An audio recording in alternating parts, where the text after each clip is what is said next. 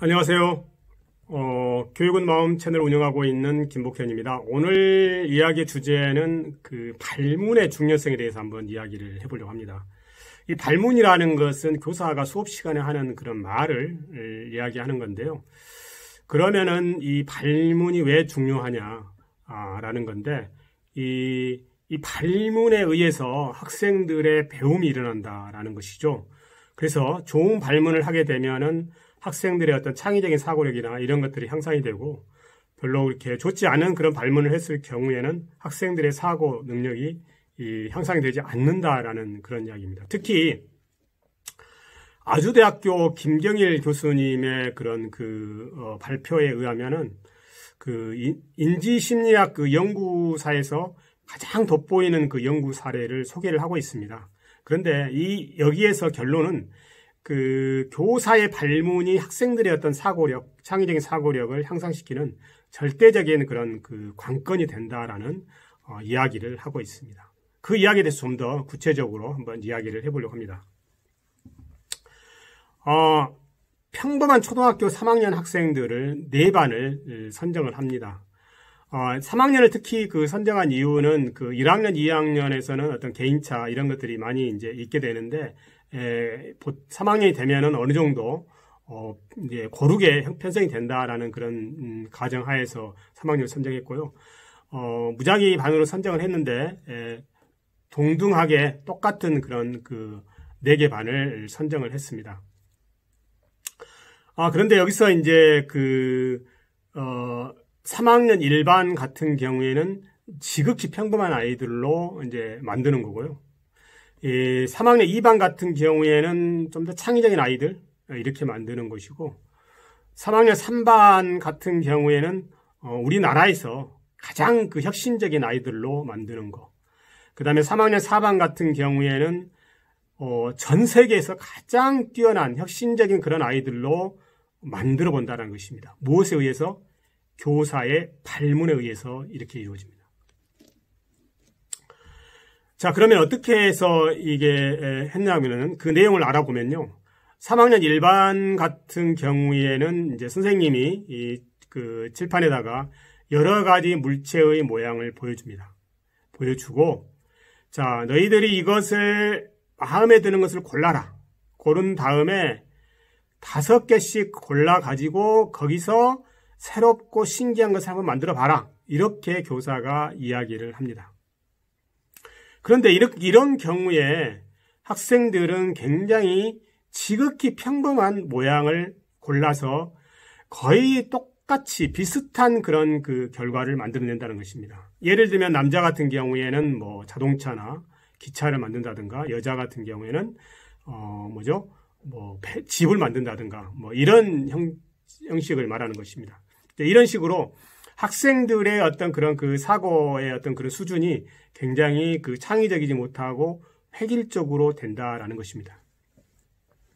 그러면 이제 3학년 2반은 이제 넘어가게 됩니다. 3학년 2반 같은 경우에는 똑같이 이 상황이 전개가 됩니다. 그래서 칠판에다가 물체 여러 가지 모양이 되는 그림을 보여줍니다. 보여주고 선생님이 발문을 이렇게 합니다.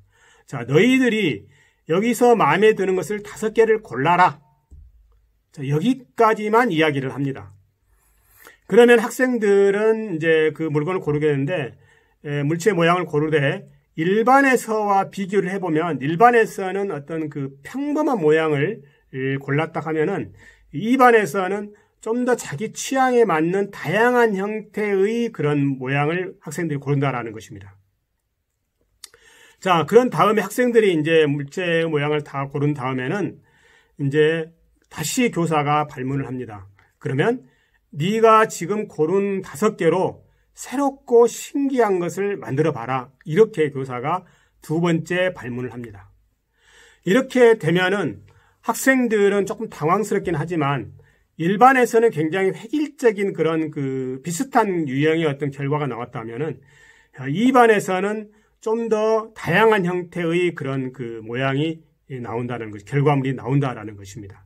그래서 일반보다는 훨씬 더 다양한 그런 물체의 어떤 그런 결과물로 아이들이 보여준다라는 것입니다. 3반으로 가게 되는데요. 이제 3반에서는 1반과 2반처럼 하지 않고 좀 다르게 제시를 합니다.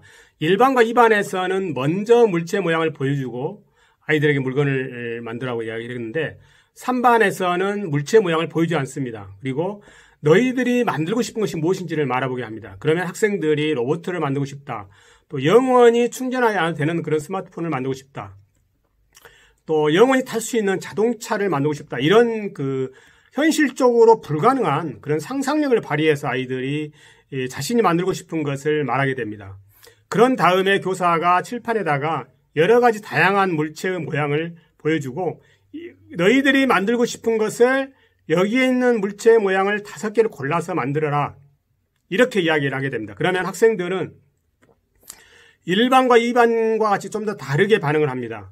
1반, 2반 학생들은 좀 더 시장에서 물건을 쉽게 그냥 고르듯이 그냥 쉽게 골랐다 하면 3반부터는 자기가 물건이 만들고 싶은 것이 있기 때문에 거기에 맞는 물체의 모양을 고르기 위해서 굉장히 신중하게 고른다라는 것입니다. 그런 다음에 4반으로 가게 되는데 4반은 역시 3반처럼 그 물체의 모양을 보여주지 않고 학생들에게 무엇을 만들고 싶은지를 말하게 한 다음에 교사가 이제 그 물체의 모양을 보여주고 이 중에서 골라서 너희들이 5개를 골라서 너희들이 만들고 싶은 물건을 만들어라 이렇게 하는 것은 3반과 똑같습니다. 근데 4반에서는 고른 다음에 그 다음에 그 고른 것을 친구와 바꾸도록 이야기를 합니다.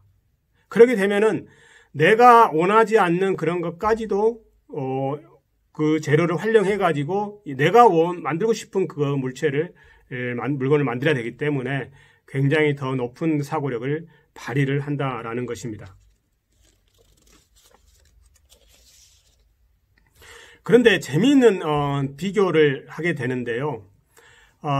지금 그 3반과 4반에 있는 학생들, 일반 보통의 평범한 초등학교 학생들 3반과 4반에 있는 학생들과 세계 올림피아드 대회에 나가서 국가대표로 선정이 돼가지고 금메달을 딴 학생들과 비교를 하게 되는데 그 학생들은 1반, 2반처럼 교사가 물체의 모양을 제시를 한 다음에 그 다음에 너희들이 만들고 싶은 물건을 만들도록 이렇게 이야기를 하고 그 다음에 일반 학생들은 먼저 물건을 보여주지 않고 그 다음에 너희가 만들고 싶은 물건이 무엇인지 말하게 한 다음에 물체의 모양을 보여줘서 골라가지고 물건을 만들도록 하고 해서 서로 이제 비교를 하게 되는데요.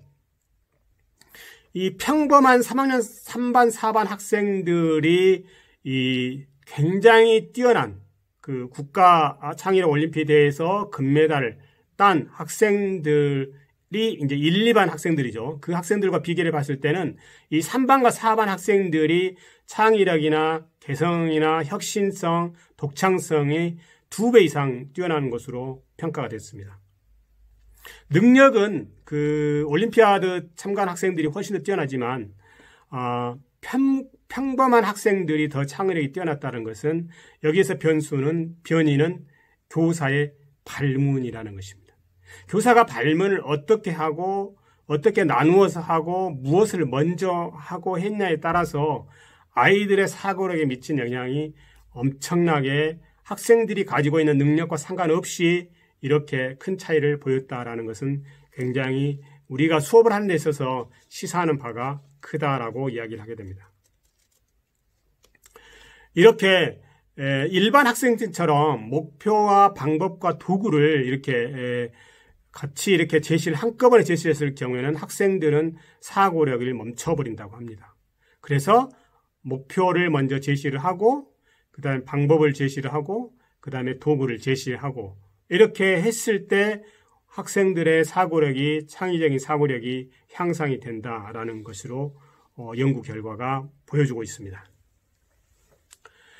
그래서 우리는 이렇게 살아가면서 우리가 무엇을 원하느냐 하는 것들을 찾아가는 것이 굉장히 중요하고 그것을 크게 가지고 했을 때 그 이후에 보이는 그런 어떤 방법이나 도구 같은 것들이 엄청나게 그 사람이 관심을 가지기 때문에 훨씬 더 다른 시각에서 이 큰 목표가 없는 사람과 비교했을 때 다른 시각에서 이 물체를 보기 때문에 훨씬 더 우리가 창의적인 사고력을 발휘할 수 있고 또 우리가 하고자 하는 어떤 그런 큰 일, 또 성공적인 삶을 살아갈 수 있다라는 것입니다.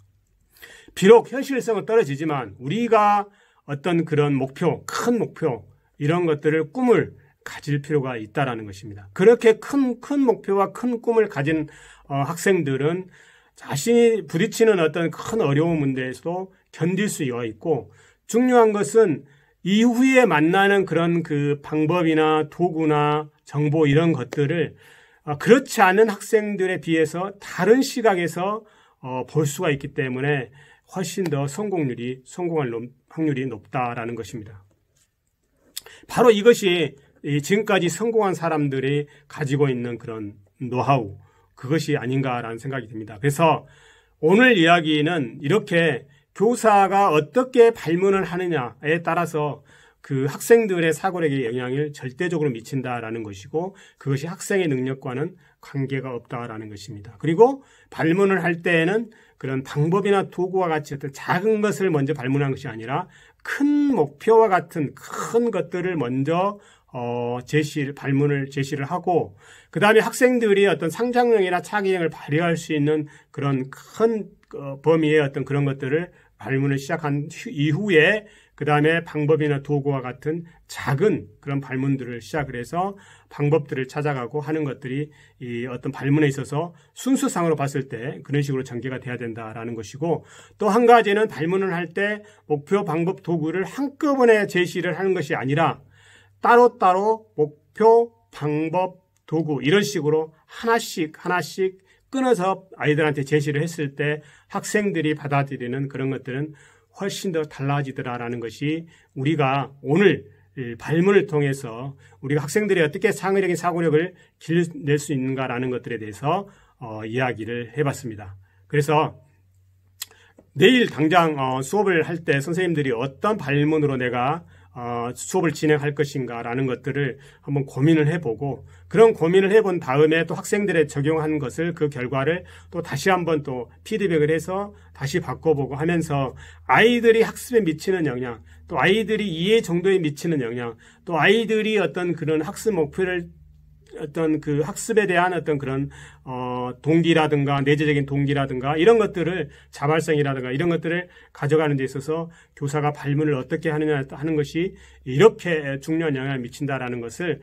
실제적으로 경험하면서 또 개선해 간다면 훨씬 더 아이들에게 어떤 창의성을 길러줄 수 있는 그런 좋은 수업 그래서 좋은 교사로 거듭날 수 있는 그런 것이 된다고 생각합니다. 오늘 이야기는 여기까지입니다. 감사합니다.